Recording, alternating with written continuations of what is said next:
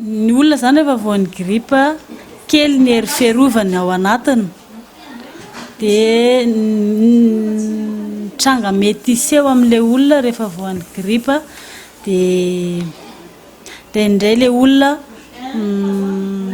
mievina dia avy eo rehefa mievina izy dia mitsoronika ny lelony dia rehefa mitsoronika ny lelony dia avy eo mety harary an-doha fisehony daholo zany dia indraindray ilay olona mety harary tenda na mikohaka na mety hoe rehefa memahery zany ilay gripa mahazo an'ilay olona mety andamaka mihitsy ilay olona. Ahoana moa zany no ifandraisan'ny spiruline sy ny fitsaboana ny gripa misy amin'izao fotoana izao? Ny aretina gripa zany maro ny fiantraikany. Le gripa zany indraindray ilay olona le gripa zany maro ny fomba fiantraikany amin'ilay olona. Indraindray ilay olona tsy mahazaka an'ilay toetrandro, fiovaovan'ny toetrandro.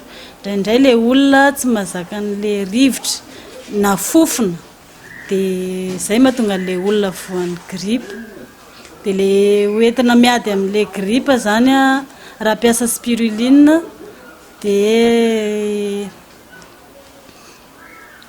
manao traitement spiruline ilay olona satria ny spiruline zany manasitrana arety rehetrarehetra.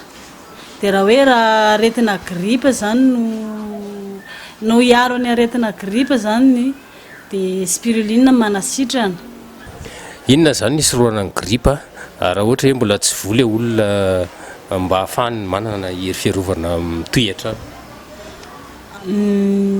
Le fiomanana iarovana amin'ilay gripa zany tsy voatery hoe efa voan'ny gripa ilay olona vao mihinana spiruline fa azo hohanina na mbola tsy voan'ny gripa ara ilay olona fa afaka mihinana spiruline. Spiruline zany tsisy fetrany, tsisy farany hoe amin'izao no hohanina fa afaka hohanina ohatran'ny sakafo rehetrarehetra. Ny ankapobeny hoe tsy misy effet secondaire na fiantraikany ratsy amin'ny vatan'ny olona fihinanana spiruline? Tsisy satria spiruline moa ohatran'ny hoe azo atao hoe fanampin-tsakafo. Dia olona koa raha ohatra hoe vizana izy dia afaka mihinana spiruline satria izy manome hery fiarovana amin'ny vatantsika olombelona ilay spiruline. Ny olona rehetra ve ny afaka mihinana azy sa misy sokajin'olona ohatra hoe olona manananaka na hoe ny zaza na tahak'izay?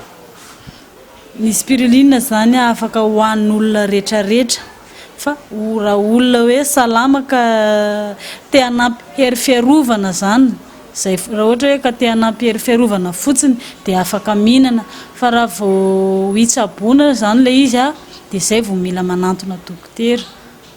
Ohatrin'ny ahoana le fatra omenana azy isan'andro? Le fatra tokony hohaniny raha isan'andro herany sotrokely 5 grammes dia izay tsy tapaka zany raha isan'andro. Raha ohatra ka gripa zany ilay izy tokony ataony amin'ny salade de fruits au citron. Tsy afaka ataony amin'ny zavatra hafa satria ilay olona voan'ny gripa dia tsy maintsy salade de fruits zany nanaovana an'ilay izy.